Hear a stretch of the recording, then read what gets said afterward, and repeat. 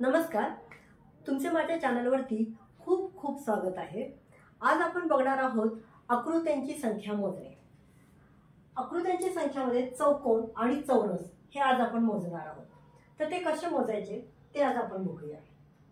तर याच्यातला मूळ फरक आधी समजून घ्या की चौकोन म्हणजे काय आणि चौरस म्हणजे काय। चौकोन म्हणजे ज्याला चार कोन असतात त्याला चौकोन म्हणतात आणि चौरस म्हणजे ज्या चौकोनाची चारही बाजू समान असतात त्याला चौरस म्हणतात। मी तुम्हाला एक आकृती काढून दाखवते, ती बघा तुम्ही। हा चौकोन असू शकतो,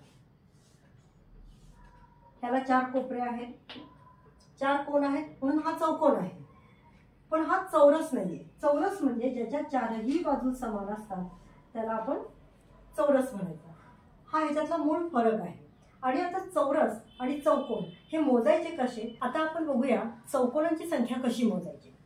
चौकोनांची संख्या मोजण्यासाठी आपल्याला या आकृतीमध्ये आधी संख्या लिहून घ्याव्या लागतात। 1 2 3 4 5 6 याप्रमाणे आधी आपण संख्या लिहून घ्यायच्या। तशाच उभ्या सुद्धा संख्या लिहून घ्यायच्या। आता ह्या संख्या लिहून झाल्यानंतर आपण यांची बेरीज करायची आहे। 6 आणि 5 11, 11 आणि 4 15, 15 आणि 3 18, 19 20 आणि हा 21। ही आडवी बेरीज केली। आता आपण उभी सुद्धा बेरीज करायची। 4 आणि 3 7 8 9 आणखी 10।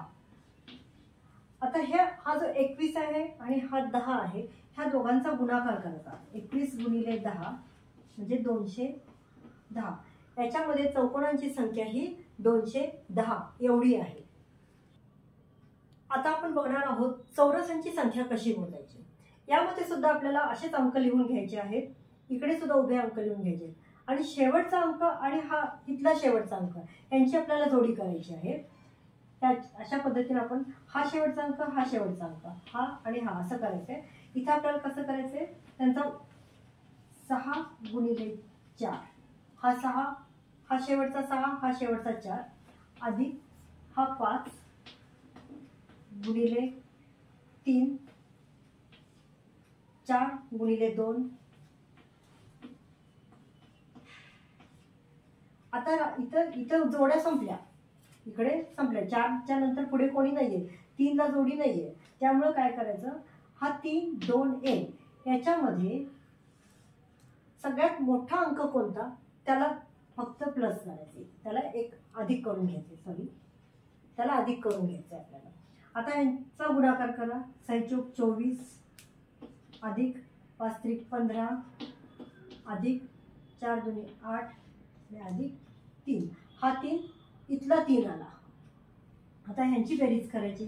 5 आणि 4 9, 9 आणि 8 17 18 19 20, 2 3 4 5 म्हणजे याच्यामध्ये चौरसांची संख्या ही 50 आलेली आहे। या प्रकारे आपल्याला चौरसांची संख्या काढता येते। अशाच प्रकारचे तुम्ही कोणतीही आकृती आली तर तुम्ही ह्या पद्धतीने तुम्ही चौरसांची किंवा चौकोनांची संख्या मोजू शकता। याच पद्धतीचे जर तुम्हाला काही गणित हवी असतील किंवा कोणत्या काही आयडिया हव्या असतील तर मला नक्कीच कमेंटमध्ये सांगा।